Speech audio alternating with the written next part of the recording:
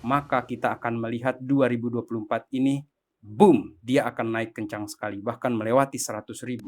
Maka bull runs ini akan dinyatakan resmi maju ke fase yang berikutnya. Yo guys, welcome back everyone to Black Cuan. Terima kasih telah mengupdate berita kripto dari channel ini. Sahabat Black Cuan, selamat berhari Minggu, selamat menikmati akhir pekan yang santai, relax, dan tidak emosional. Artinya tidak panik ataupun tidak FOMO. Jadi kita sambil menikmati kopi-kopi di hari Minggu ini, sahabat Black Cuan, kita angkat berita-berita yang ringan di sini, kita berbicara. Baik, yang pertama di sini, sahabat Black Cuan, sebelum kita berbicara mengenai price action Bitcoin yang di 2024 ini akan mengulang, tampaknya atau diprediksikan akan mengulang pergerakan yang pernah terjadi di 2017, ada beberapa data berikut yang tidak boleh kita abaikan begitu saja. Yang pertama di sini adalah mengenai data ekonomi Amerika Serikat. All the data so far is showing inflation isn't going away and is making things tough on the Fed. Jadi ini semua menunjukkan inflasi ini masih sticky di Amerika Serikat. Dan the Fed dalam hal ini, sahabat Black Cuan, itu benar-benar berada di dalam situasi in a loss-loss situation. Situasinya ini rumit sekali untuk dihadapi oleh the Fed sekarang ini.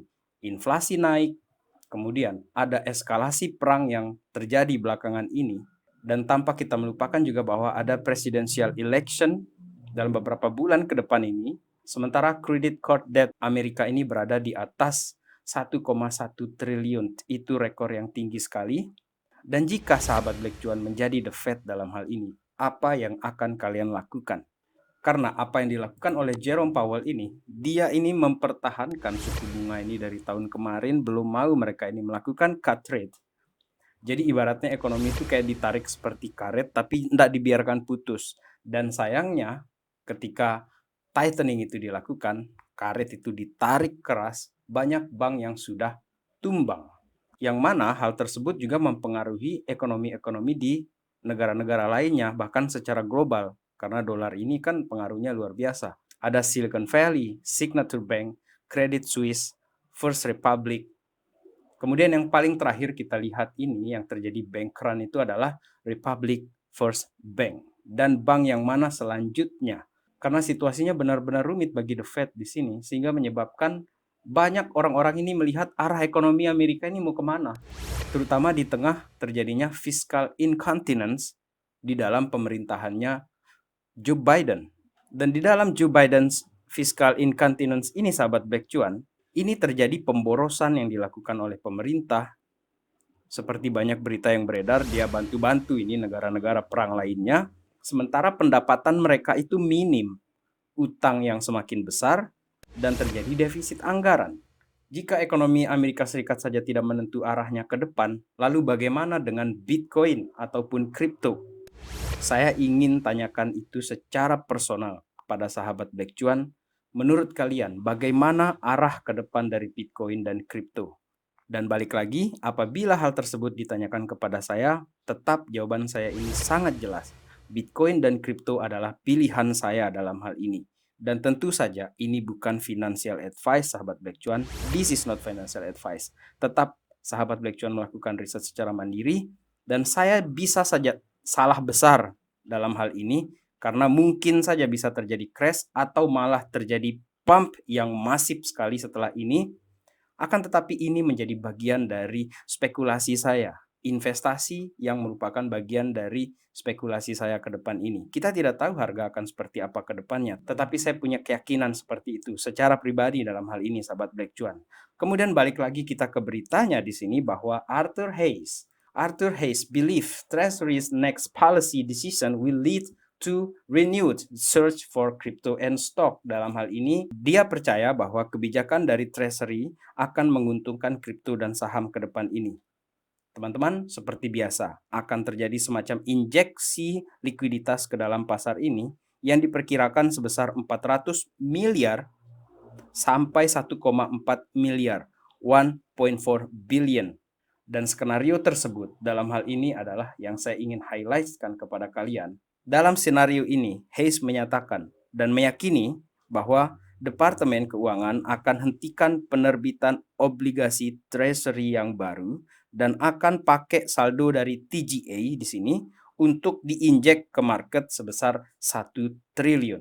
Hal ini akan menurunkan suku bunga dan memacu aktivitas ekonomi karena uang yang beredar ini sudah ditingkatkan jumlahnya. Jadi bisa buat bikin pinjaman ini atau bisa buat investasi ini. Bank-bank ini akan kembali bernafas lega. Yang secara awam saya mengartikan printernya aktif lagi. Sementara itu Bitcoin ini mengalami pelemahan gara-gara ada yang nakut-nakutin ini, para paus kayaknya ya. Jadi ada Bitcoin sell calls going through the roof. Orang yang mau pasang penjualan ini, yang mau short-short ini udah tinggi sekali. Tetapi pertanyaannya apakah ini momen untuk jual? Inikah waktu menjual yang terbaik? Sahabat Black Cuan, kita perhatikan yang menarik ini sudah pernah saya bahas di beberapa video sebelumnya dan itu dari postingannya Isanagas bahwa 2 bulan pasca halving itu bikin deg-degan sahabat Black Cuan. Dan kalau kita perhatikan update-nya dari Stock Money Lizard di sini bahwa setelah halving kita bisa perhatikan di sini guys.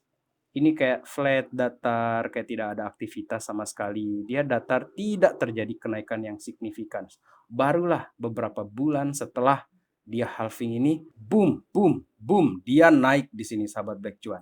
Dan itulah yang terjadi setelah halving. Hanya saja kita kadang-kadang, waduh ini short term sini bikin stres, bikin tidak tenang seperti itu ya. Kemudian kalau kita perhatikan juga yang bikin ini sedikit bumbu tidak tenang ya.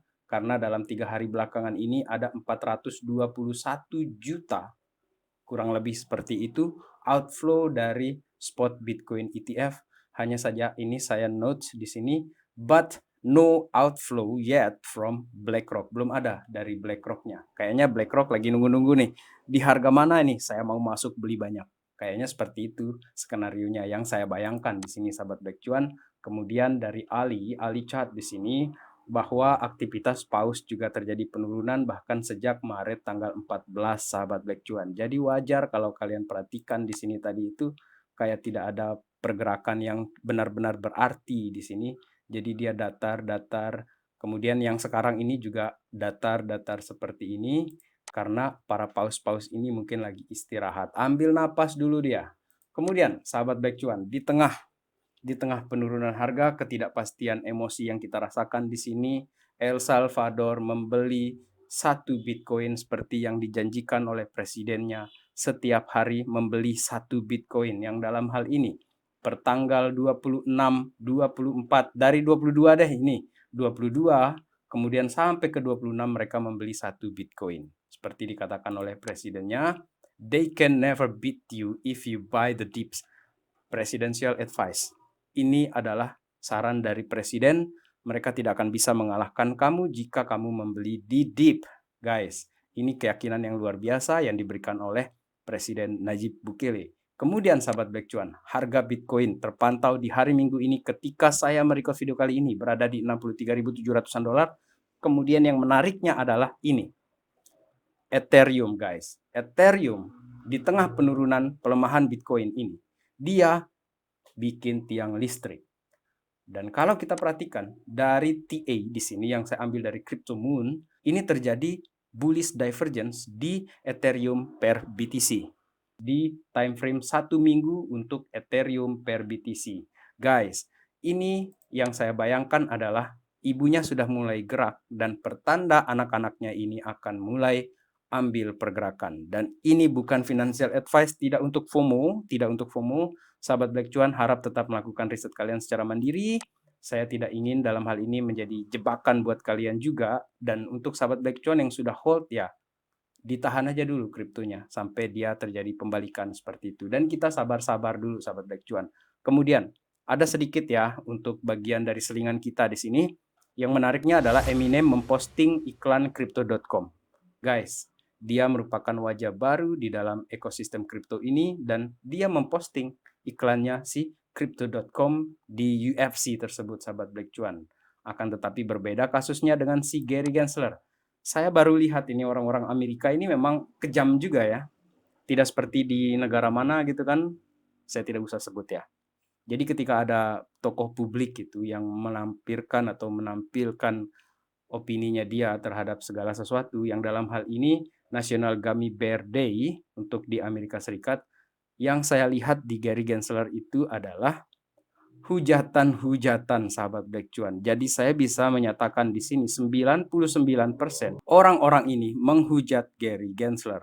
99%. Saya sudah baca di sini, jadi saya hadir ke sini itu cuman mau lihat komentar-komentarnya. Jadi ternyata memang benar orang ini tuh benar-benar dimusuhi sama pecinta-pecinta kripto, terutama di platform X di sini, sahabat Black Cuan. Apabila kalian menemukan satu pujian kepada Gary Gensler, coba tuliskan di kolom komentar, saya ingin tahu. Karena saya belum menemukan ini, saya mencari-cari dari tadi malam ini. Oke, kita lanjutkan sahabat Black Cuan. Untuk keadaan harga Bitcoin dengan time frame 1 minggu di sini, per dolarnya ini, ada semacam kemiripan ketika terjadi bank crisis di Amerika, yang waktu itu di 2023, ketika Silicon Valley Bank ini, kemudian Signature Bank, First Republic, itu terjadi collapse. Memang harga Bitcoin itu turun di sini. Kita bisa lihat ini week yang panjang sekali di sini, tetapi dia setelah penurunan itu terjadi pembelian yang besar sekali. Dan apa yang terjadi setelah week yang panjang ini adalah big green candle, guys. Plus 58% terjadi kenaikan. Dan apakah Republic First Bank tadi merupakan pertanda pergerakan Bitcoin yang selanjutnya yang akan membawa kita sampai ke level 80-an ribu atau mungkin 90-an ribu setelah ini? Karena ini semacam pola yang terus terulang, sahabat Black Cuan. Dan jika pola yang sama ini benar-benar terulang, misalnya US Bank Crisis di sini, kemudian pola yang pernah terjadi di 2017, jika pola ini yang terjadi, sahabat Black Cuan, maka kita akan melihat 2024 ini, boom, dia akan naik kencang sekali, bahkan melewati 100 ribu. Seperti yang bisa kita perhatikan dalam hal ini, sahabat Black Cuan, trendline kuning ini merupakan garis tren dari pergerakan harga si Bitcoin semenjak 2013. Kalau kita perhatikan di sini, setiap dia menyentuh trendline ini, dari bear market ini, sahabat Black Cuan, ini wilayah bear market, kemudian dia akhirnya bisa menembus di sini tren yang ini, dan terjadi kenaikan. Tetapi sebelum itu dia menguji dulu. Ini setelah dia tembus ini, dia menguji lagi support ini, yang kuning ini menjadi support di 2017. Dan apa yang terjadi adalah harga ini terjadi spike kencang sekali. Kemudian kita perhatikan yang terjadi di 2024 di sini, sahabat Black Cuan. Dia menembus garis tren di sini, kemudian dia ngetes di sini di bulan April di sini, sahabat Black Cuan.